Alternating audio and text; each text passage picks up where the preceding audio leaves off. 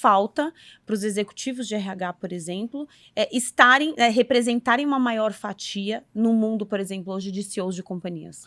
Eu acredito que falta é ajudar as pessoas a quebrarem um mindset.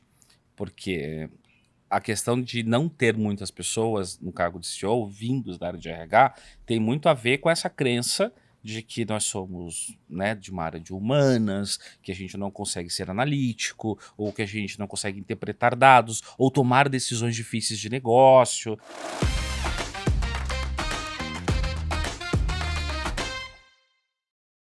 Olá, pessoal, bem-vindos e bem-vindas. Mais um episódio do nosso Papo de Talento. Eu sou Poliana Macedo, gerente executiva do Manpower Group. Vou começar me autodescrevendo. Sou uma mulher negra de cabelos pretos ondulados.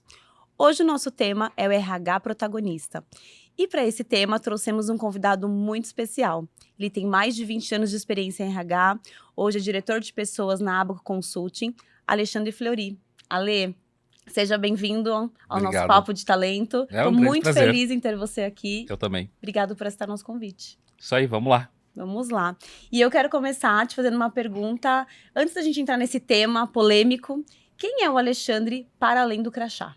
Legal. Então, posso me autodescrever primeiro? Pode. Beleza. Então, eu sou um homem branco de 48 anos, tenho 1,66 m e meus cabelos são grisalhos, meus olhos escuros, e eu estou usando uma camiseta preta, calça preta e um óculos de armação escura também.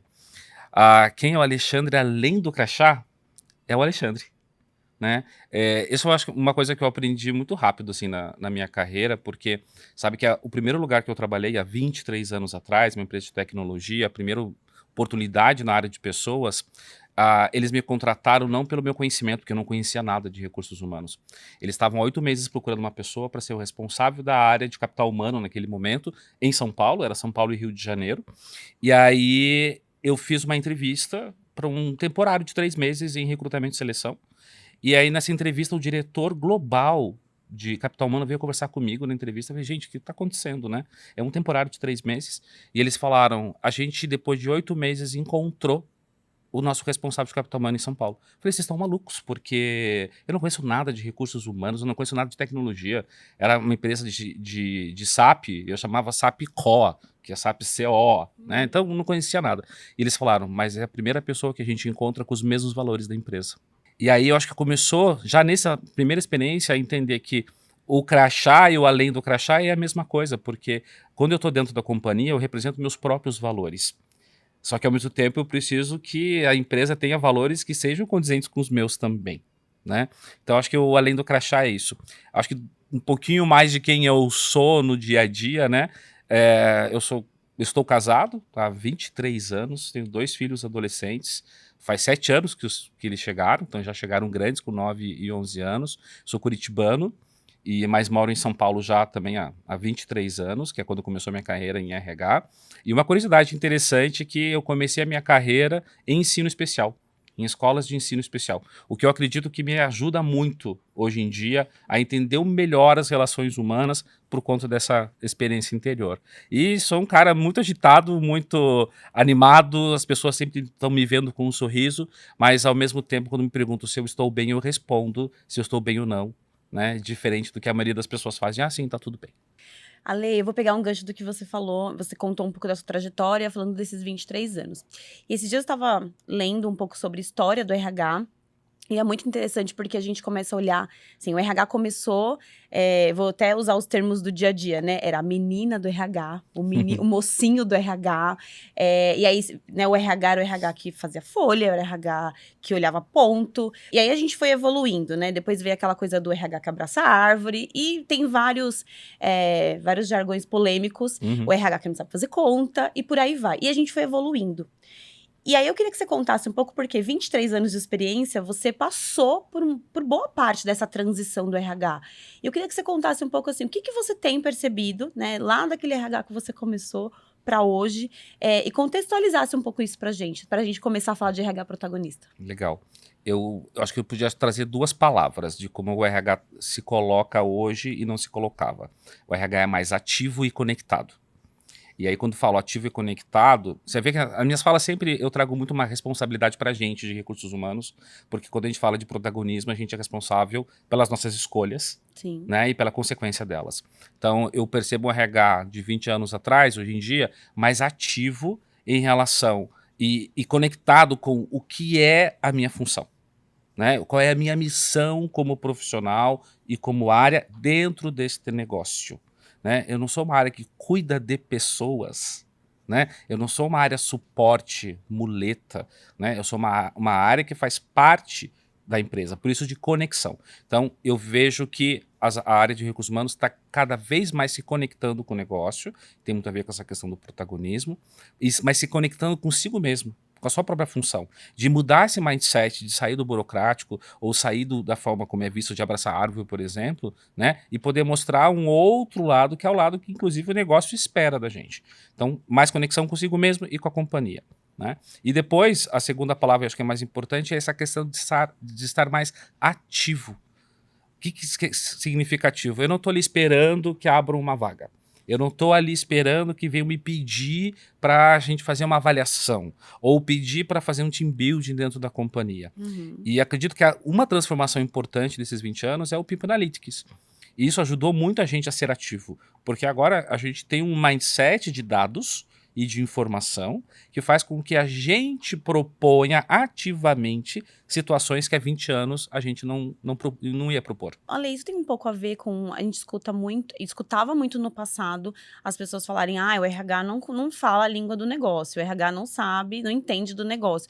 E hoje a gente percebe que as empresas querem pessoas no RH que conheçam do negócio, né? Do core business da companhia. Essa pessoa conhece do negócio da empresa, ela está envolvida no negócio, ela sabe como conversar com o negócio. Isso se conecta de alguma forma? Eu acho que sim. Aí eu tenho uma visão um pouquinho diferente do que significa essa linguagem do negócio. A linguagem do negócio pode ser eu falar e entender o que é um PNL. Eu entender um processo comercial, a relação com o cliente. Pode ser eu entender como é que eu calculo um EBITDA. Né? Então, muitas vezes se cobra do RH entender essa linguagem do negócio. Eu acho que é importante que qualquer executivo ou qualquer pessoa que trabalha na companhia, independente da função de cargo, precisa entender disso para estar conectado e engajado com a companhia também. Então, acho que é algo assim que você tem que fazer, você tem que entender. Para mim, o entendimento do negócio é daquele negócio daquela empresa. Isso é algo que eu vejo que não mudou e eu acho que até piorou um pouco. Sabe a história de bench? Vamos fazer um bench? Vamos fazer um bench?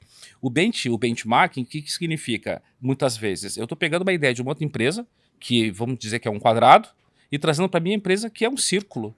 Eu não vou encaixar esse quadrado num círculo. Então, por mais que eu tenha linguagem de negócio, de palavras difíceis e entendimento de processos que a gente não está acostumado, qual é o meu negócio? Que círculo é esse?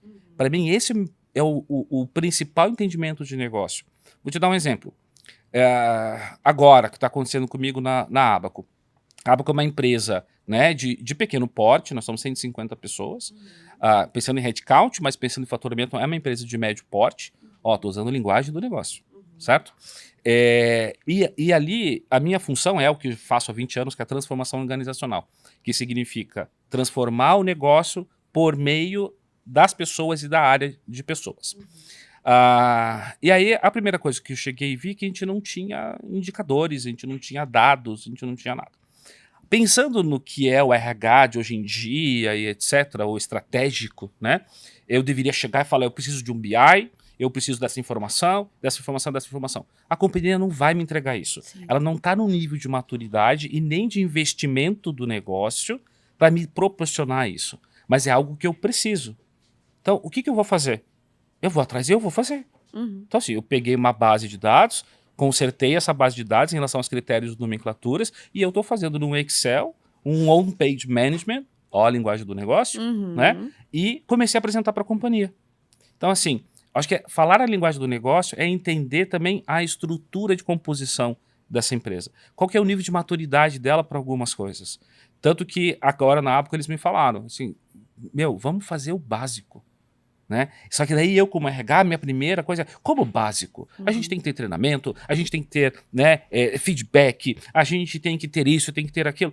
mas não é o momento da companhia. Então, para mim, eu falar a linguagem do negócio é entender este momento. Que empresa é essa? O restante, a gente aprende, né? Ou a gente deveria aprender, buscar Sim. informação e fazer perguntas, né? Sim. E você falou um pouco disso e tem a ver um pouco da coisa do RH estratégico, né? A gente escuta o tempo todo o RH estratégico. E eu já escutei você falando que você não acha que o RH deveria ser chamado estratégico, porque ninguém fala, e o financeiro estratégico? E o jurídico estratégico? Então, eu queria que você falasse um pouco disso, porque isso é uma fala curiosa. Legal. Essa fala não é minha originalmente, é de um amigo meu, que é o maior especialista em employee branding no Brasil hoje. E eu pedi permissão para ele para eu usar, porque me fez muito sentido quando ele me falou isso. E ele me falou isso em 2015, para você ter ideia. Né? Que o RH ainda não era estratégico. Então, era Entre o aspas, início... né? Não, era ali em 2015... Era o início do RH se colocando, ou melhor, eu tenho uma outra expressão para isso, se auto-intitulando como estratégico. E que é uma mania nossa de recursos humanos, de modismos, de palavras e tal. Por quê? Para a gente poder suprir essa história anterior que você falou, que era lá a folha de pagamento e etc, e ver uma área burocrática de abraçar árvore, a gente precisa suprir isso, só que a forma como a gente está suprindo é se auto-intitulando de algumas coisas. Por que o marketing não se chama marketing estratégico? Ou financeiro, como você comentou? Porque são áreas que elas nasceram dentro do negócio já com esse mindset estratégico, né? Já com uma postura que é uma postura que a gente está construindo, ou muitas empresas já construíram dentro das áreas de pessoas e de recursos humanos. Então, assim, por que a gente tem que se auto-intitular estratégico? Então, para mim, assim, a gente não tem que falar que é estratégico, a gente tem que ser. Esse é o ponto principal. Então, eu brigo muito, assim, as pessoas falam, vamos ser estratégico. Gente, ou você é estratégico, ou você não é estratégico. Só que, de novo, se eu quero fazer parte do negócio e não ser uma área de suporte, né, back office, que está atrás e etc, é uma postura minha como área. Só que começa numa postura minha como profissional da área de recursos humanos ou da área de pessoas. Então, por isso que eu não aceito a questão do RH estratégico, porque ou você é estratégico, faz parte e colabora com o negócio, ou você não é. Isso de a gente se auto-intitular acaba ficando muito superficial, porque daí eu quero forçar as pessoas a dizer, eu sou estratégico. Não adianta você forçar, né? Vai ser só um marketing pessoal da área e não realmente algo concreto que você está realizando, né? E aí, usando tudo isso que você trouxe, né, sobre ser estratégico e não de forma forçada, né? E imagino que você tem esse desafio com as pessoas que trabalham com você, que é como você faz a equipe, né, a sua equipe de RH, a ter esse papel proativo, a se posicionar de forma estratégica enquanto RH. Quais os desafios que você entende que o RH enfrenta se posicionando dessa forma? São vários. Mas eu acho que o principal desafio, primeiro, é essa crença que você comentou no início da nossa conversa, né? A crença que o RH não pode ocupar um lugar, né, que outras áreas ocupam, outros profissionais ocupam. E algo do tipo, eu não tenho que pedir permissão para as coisas. Né? Então, assim, eu não tenho que pedir para ocupar um lugar, eu tenho que ocupar esse lugar. E às vezes não é só ocupar o lugar do que está no meu job description, é ocupar outros lugares que a gente também aporta. Vou te dar um exemplo. Teve uma empresa que eu fui responsável pela área de facilities e pela área de pessoas. Foi a melhor experiência que eu tive. Quando chegaram com a ideia, né, você podia estar responsável pela área de facilities, eu falei, gente, mas o que essa área tem a ver comigo? Aí, entendendo melhor a área, é uma área extremamente importante para gerar engajamento, por exemplo. Para gerar, inclusive, algo, né, que o CFO cobra muito da gente, de controle de custos, da gente diminuir custos fixos da companhia. É uma área essencial para isso. Eu consigo trabalhar engajamento, porque uma área de facilities cuida do ambiente físico de um escritório, por exemplo, ou da forma como eu trabalho remotamente, é essa área que ajuda com isso, um ambiente limpo, organizado, isso traz um senso de pertencimento maior, traz uma questão de me sentir bem naquele local que eu tô, né? Então, olha que interessante, é ocupar espaços. Então, eu acho que o desafio é esse, e as pessoas querem mostrar, elas querem comprovar que a gente pode fazer, só que eu acho que não é por aí. A gente tem que fazer, tem que arregaçar as mangas. E aí, com a equipe, a maioria das pessoas que trabalham em recursos humanos hoje não conhecem nem qual é o planejamento da área. Imagina conhecer o planejamento né, da companhia. Eu, quando entrevisto pessoas para trabalhar comigo, eu faço algumas perguntas para entender, hoje como que é a estrutura da sua área? Ela fala da área dela, então se ela é de recrutamento, por exemplo, Uhum. mas tá bom, e o restante da área? Não sei.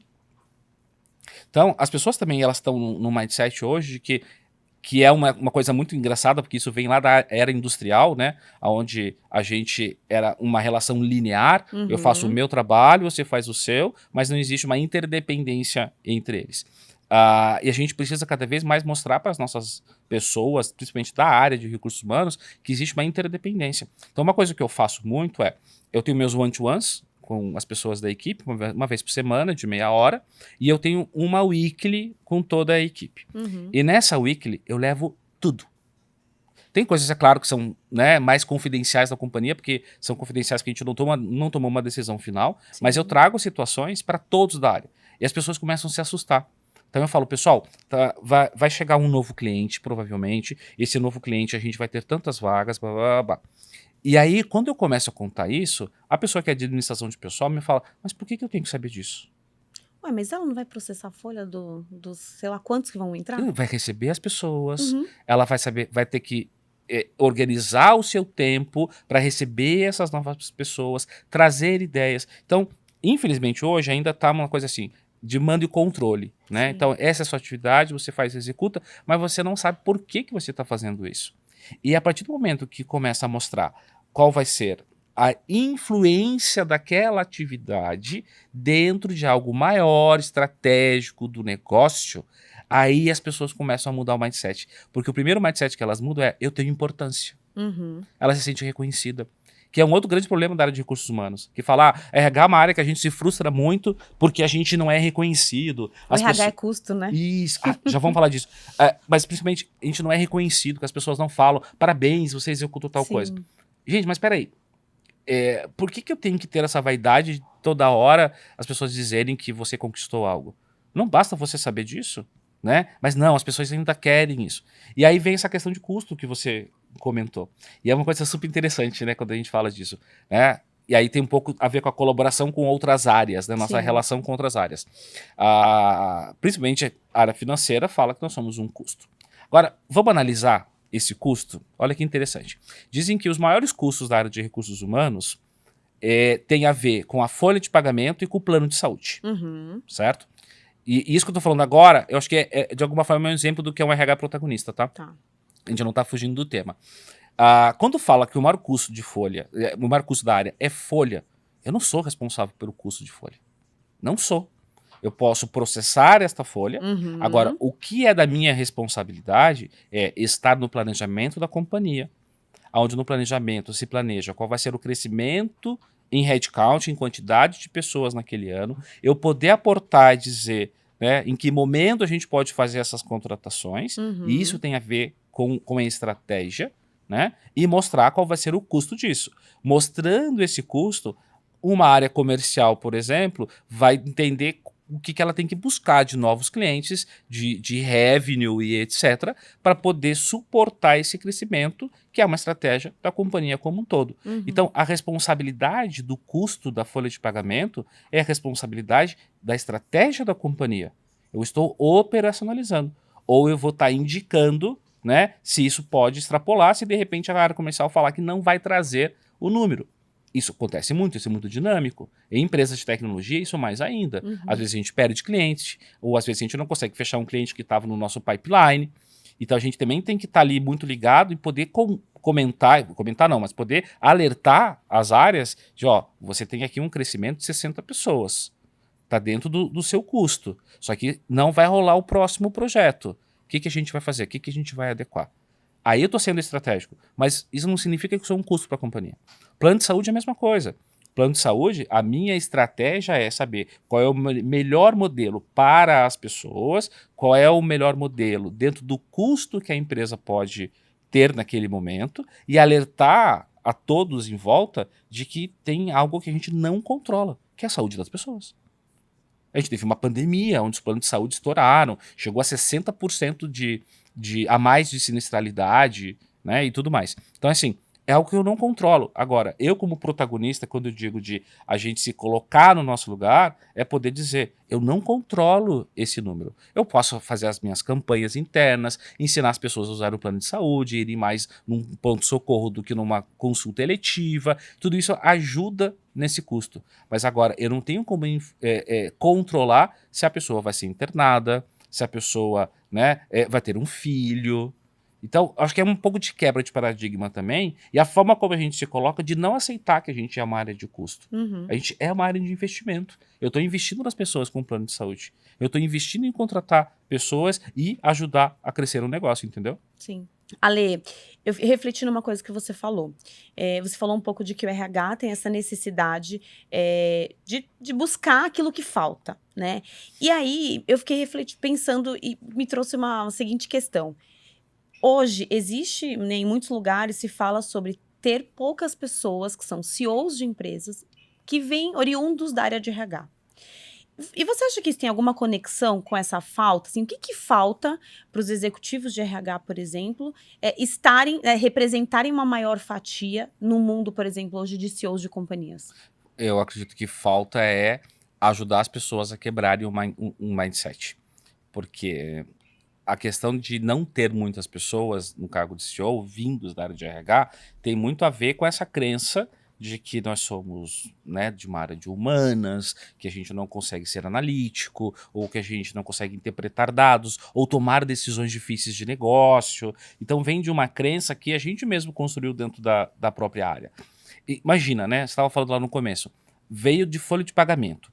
O que acrescentou depois de folha de pagamento foi a psicologia organizacional. Então tinha um psicólogo ou uma psicóloga organizacional. Então isso também mostra uma base que está ali para escutar, para fazer Uhum. terapia. Então tudo isso ele é tão forte, tão enraizado, né, que os próprios executivos, né, seja chairman, seja conselho, não conseguem ver pela história, certo? Então é algo que a gente tem que trabalhar.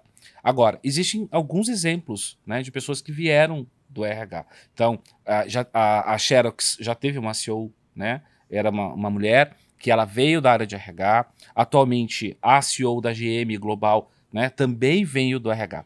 Só que daí, se você vai analisar o perfil das duas, por exemplo, elas não vieram de humanas, elas vieram de engenharia, vieram de operação. Antes do RH, elas tiveram cargos executivos na área comercial, na área Uhum. de negócios, na área de entrega. Então elas não vieram originalmente do RH. E já trouxeram até uma visão diferente para a área de recursos humanos por conta desse background. Então isso significa que, sim, ainda está institucionalizado dentro das companhias, né, a questão que o RH não poderia chegar lá. Ao mesmo tempo, existe uma mudança tão bacana de muitos CEOs, né, com a visão dos CEOs. Esses dias eu vi um vídeo de um CEO de uma farmacêutica grande, né, multinacional, então aqui no Brasil muito fortes, e ele estava contando que eles estavam buscando um substituto para ser, né, um executivo de recursos humanos, e aí eles não estavam encontrando. E ele decidiu não contratar, porque ele decidiu primeiro entender a área. E aí, não contratou, e ele começou a conversar com as pessoas da equipe, conversar com as pessoas da empresa, desde a fábrica até o escritório, para entender esse mundo que ele não entendia, tipo undercover Uhum. boss, sabe? Ele começou a entender isso para daí entender a importância da área de recursos humanos para o negócio. Ele ficou 1 ano e meio fazendo isso. E aí, quando ele contratou a pessoa para vir para essa cadeira, ele já tinha um entendimento diferente. Então, também tem uma questão que a gente também pode fazer isso de influenciar, né, os nossos CEOs, influenciar os nossos executivos a nos verem de uma forma diferente. Mas, de novo, aí eu tenho que ter uma postura de protagonista. E essa postura é de ocupar esse lugar, como eu já comentei, é não esperar que as pessoas venham pedir coisas, que a gente só vai, né, entregar aquilo que pediram. E aí eu tenho uma outra reflexão interessante assim dos últimos anos. Eu venho falando muito da questão da, como é que eu posso dizer, da humildade, né? O quanto que a gente também tem que se colocar um pouco humilde em dizer que a gente não sabe algumas coisas Uhum. e poder fazer as perguntas, estudar, correr atrás, etc. E tem um outro tipo de humildade que acho que tem muito a ver da gente se posicionar de uma forma que possa ser visto diferente, que é a nossa escuta. Porque a gente sempre fala, RH é a área que escuta, mas o que a gente está escutando, né? Então, assim, eu tenho tido algumas experiências legais nesses últimos anos, aonde eu sempre tinha uma certeza absoluta, né? E aí vem um egocentrismo de alguma forma também, né? De que, é esse processo que funciona. Porque eu já fiz isso nas outras empresas, eu tenho 23 anos de experiência fazendo dessa forma. Então, assim, eu vou implantar, por exemplo, sei lá, um programa de capacitação para liderança nesses moldes dessa forma, porque é assim que funciona. E aí eu perco a chance de escutar os outros diretores e, antes de fazer qualquer coisa, perguntar para eles: quando você pensa num programa de formação de líderes, o que você espera? O que você percebe hoje no seu líder, né, que você faria diferente? Até porque eu posso treinar competências 1000 dos líderes. Agora, quais são as competências do líder que influencia diretamente nessa galera? Sim. Entendeu? Então, eu preciso escutar ele para ele me dizer qual é a sua ideia. Semana passada, na Abaco, eu comecei a desenhar alguns indicadores, e antes de começar, né, a pegar a base de dados e ver esses indicadores, eu levei para a reunião de liderança. Falei, pessoal, eu estou pensando nesses indicadores e eu quero saber se faz sentido para vocês. Aí eu comecei a mostrar para eles.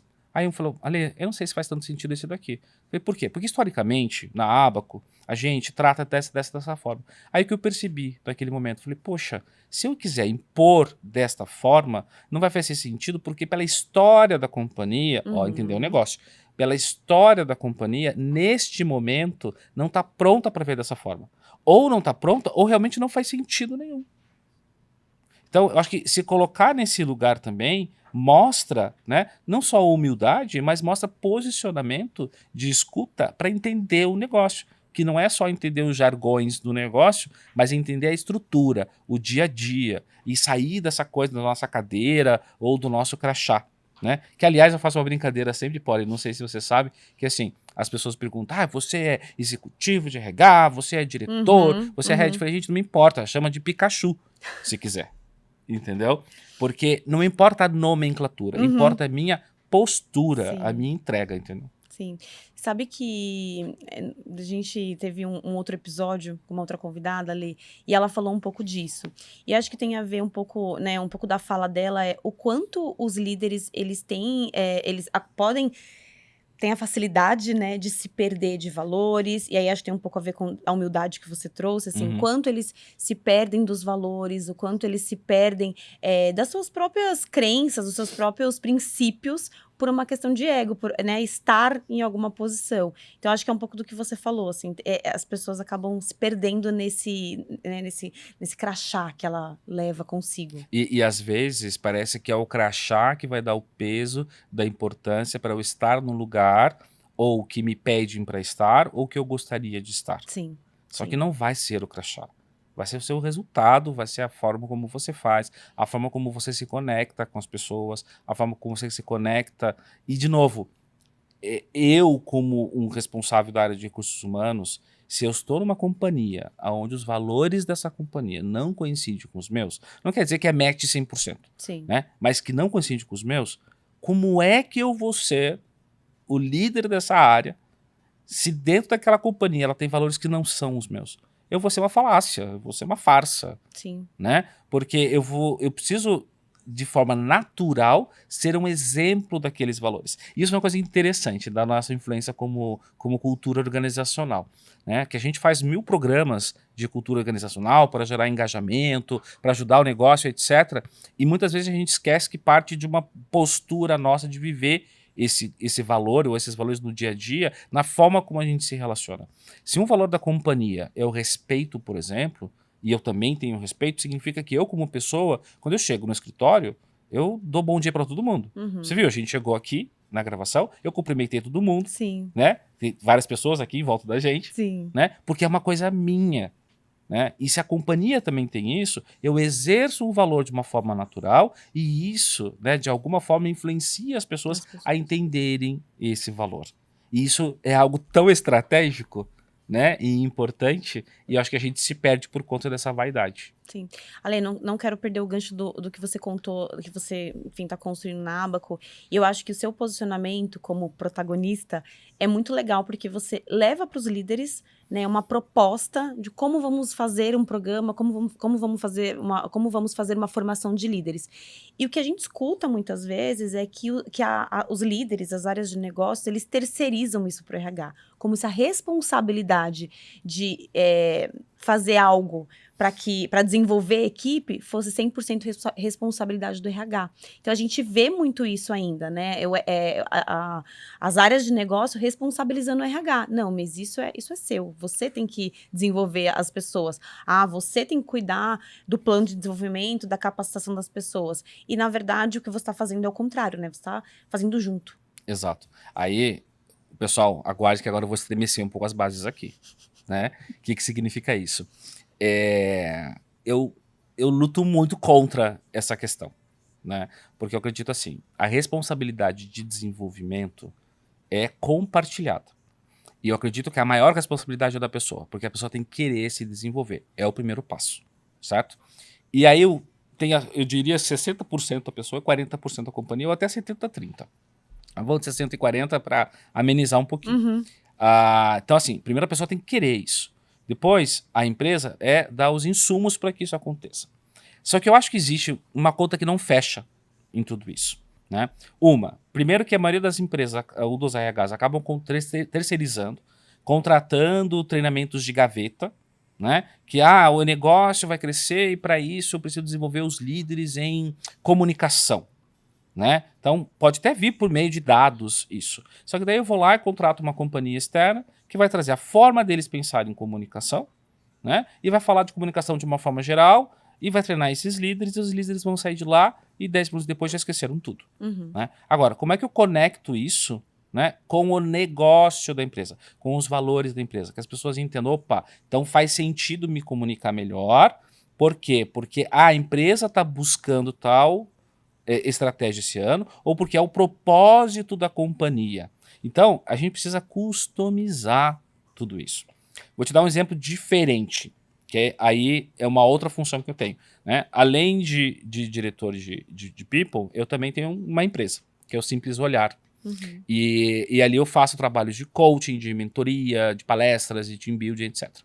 E esses dias eu atendi um cliente, né, que é um parque aquático aqui de São Paulo, e eles me chamaram para fazer um team build da liderança, para falar de liderança inovadora. Como foi a forma que eu construí, que é a forma que eu acredito que eu levo para as empresas que eu trabalho diretamente também, né? Foi a 4 mãos. Então, assim, eu fiz um primeiro desenho, apresentei pro head de RH deles. Nesse primeiro desenho, ele já me sinalizou, opa, essa atividade aqui não vai caber porque o nosso público é um público X e isso não vai fazer sentido para eles. Maravilha, é isso que eu preciso.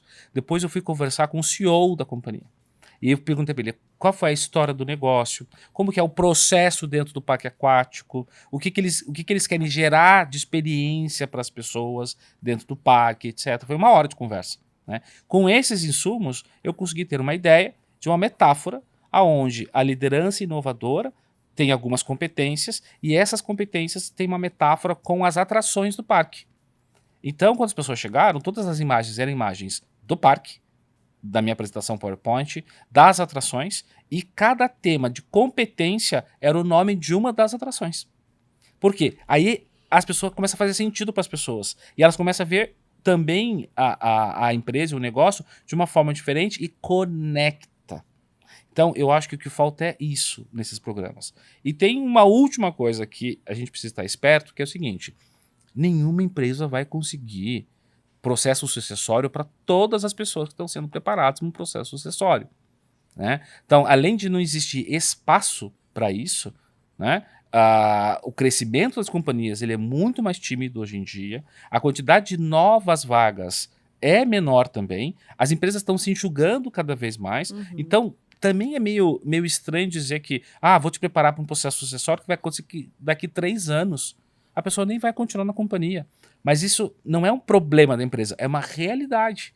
A gente não tem espaço para todo mundo crescer. E aí a gente esquece de olhar para aquelas pessoas que não querem crescer, que é um grande mal. das companhias também, onde eu quero forçar, porque dentro do meu plano de carreira da companhia, a pessoa tem que passar por essas etapas e ela tem que virar um líder. Por que ela tem que virar um líder? Às vezes ela nem quer virar um líder. Eu conheço uma especialista de recrutamento que atualmente eu acho que ela está com 60 anos de idade, ela começou a trabalhar com 20 anos, né? E quando eu quis promover ela numa empresa, ela falou, eu não quero. Eu quero continuar com o que eu estou fazendo, eu sou super feliz. Só que daí as empresas não conseguem sair ali daquela coisa cartesiana e tradicional de que para que ela cresça na companhia em salário, em reconhecimento, etc., ela tem que fazer outra coisa. Por que ela não pode continuar fazendo o que ela Que ela faz? faz. Entende? Então, assim, acho que isso é olhar o negócio, isso é olhar as pessoas, isso é ser protagonista também. Né? A partir do momento que eu entendo que tem alguns processos que pode ser que não funcionem. Para que eu vou frustrar as minhas pessoas e perder pessoas boas na companhia porque eu vou seguir a algo tradicional? Então, assim, é o momento da gente se adaptar a muitas coisas. Então, assim, eu quero ser protagonista, eu quero estar na mesa de negociação, eu quero, né, ter as minhas ideias ouvidas, implantadas e decisões. Então, me parece que é necessário essa postura. O que você acha e o que você deixaria de dica, né, para os RHs e para as pessoas que estão aqui, né, ouvindo ou assistindo a gente, em como ser mais protagonista? O que falta? Primeiro, pode me contratar como mentor e coach, então é a primeira coisa. É, mas, Não enfim, falar que o RH é apoio, é, segunda coisa. exatamente, né? Mas, enfim, eu acho que essa questão de um processo de mentoria pode ser algo bem Uhum, interessante sim. para de recursos humanos, né? Eu venho fazendo isso e venho visto resultados bem legais. Então, uma primeira ação é buscar uma mentoria, mas, de novo, é uma autorreflexão muito forte, né, da forma como eu estou me colocando. Eu estou me colocando só para fazer um marketing da minha área ou eu estou me colocando e estou fazendo coisas que realmente vão trazer resultado para a empresa? Né? De novo, não espere as pessoas te darem um espaço. Ocupe esse espaço. Acho que esse ponto para mim é o principal, da gente ocupar o espaço. E ocupar espaço não tem a ver com agressividade, ocupar espaço não tem a ver com mexer no queijo do outro, né? A geração Z não vai entender isso, mas procure esse livro, interessante. Mas é ocupar esse espaço mostrando o resultado, mostrando congruência e consistência no que a gente está fazendo. Só que para isso precisa de muita criatividade, porque muitas vezes a gente não tem o orçamento total que a gente precisa, né? E a gente não precisa deixar de fazer as coisas porque não tem orçamento. Então, assim, é arregaçar a manga. Acho que essa é a principal dica. Arregaça a manga, interna de autorreflexão, e arregaça a manga e fazer as coisas acontecerem, pedindo ajuda, fazendo uma mentoria, ou, né, fazendo um bench com outras empresas, não de, como você solucionou tal coisa que eu vou repetir aqui. Não, como você solucionou para eu poder ter ideias de se tem algo diferente que eu não estou enxergando e de alguma forma adaptar para o meu negócio. E como que você conecta isso, Ale, com a transformação digital? Que eu acho que também é uma coisa que as pessoas hoje estão o tempo todo falando, o RH é a transformação digital. E como isso caminha junto? Primeiro que eu acho que existe um medo enorme dessa questão da transformação digital em todas as pessoas, de várias áreas diferentes. Mas dentro do RH eu também vejo um medo, por quê?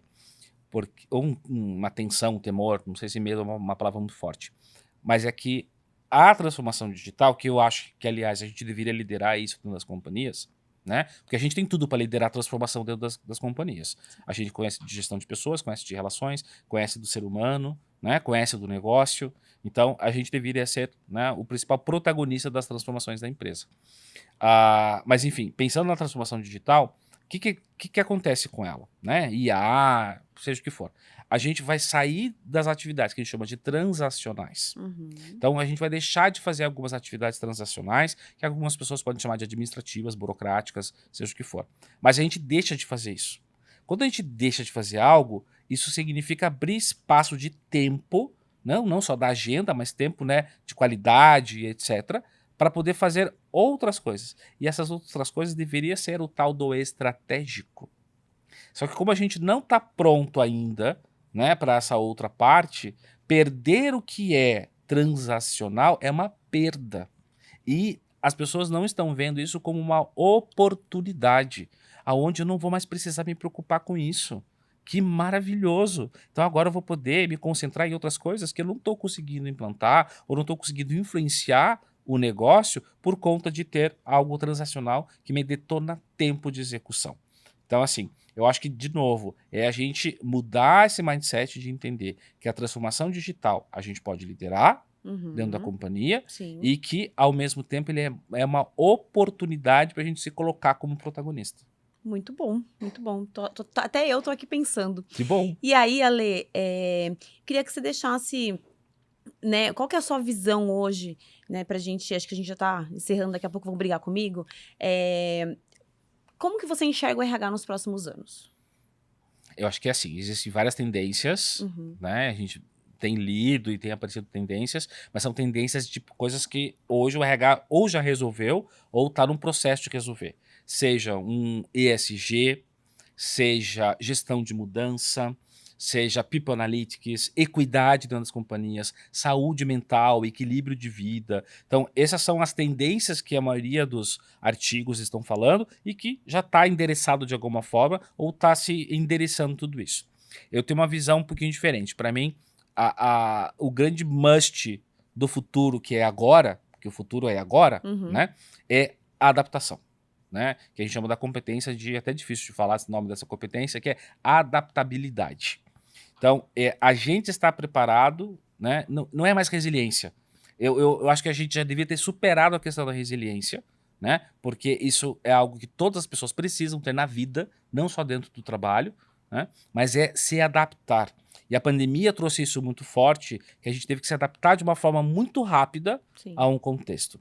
Infelizmente, a gente voltou a várias coisas que a gente fazia no passado e não mudou, Muitas. né? Mas, enfim, essa questão de conseguir rapidamente se adaptar a mudanças do mercado, a mudanças de estratégia dentro da companhia, de objetivos, e isso não é dar um passo atrás, né? E existe uma coisa que eu gosto muito, que é o processo da quebra. O que significa o processo da quebra? Quando a gente está, né, caminhando, organizando, né, ou realizando algum tipo de atividade, a gente sabe que a gente está nesse ponto aqui, a gente vai para esse outro ponto, depois para esse outro ponto aqui. Uhum. Só que acontece intempéries na nossa vida, seja pessoal ou profissional, onde para sair desse ponto, para ir para o próximo, pode acontecer alguma coisa que vai quebrar essa linha de conexão.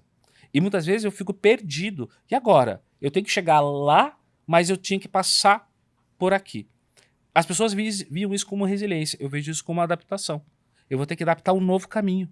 Só que eu preciso ser rápido em adaptar esse caminho, porque eu preciso criar uma outra linha para chegar nesse segundo ponto e chegar no terceiro. Então, essa capacidade, né, de se adaptar rapidamente a novos contextos, novas formas de trabalho, de relações, me parece que isso deveria ser a maior tendência. Só que essa não é a maior tendência para o RH, é a maior tendência para o mundo do trabalho e que nós vamos ser protagonistas e vamos influenciar, né, e liderar tudo isso dentro das empresas.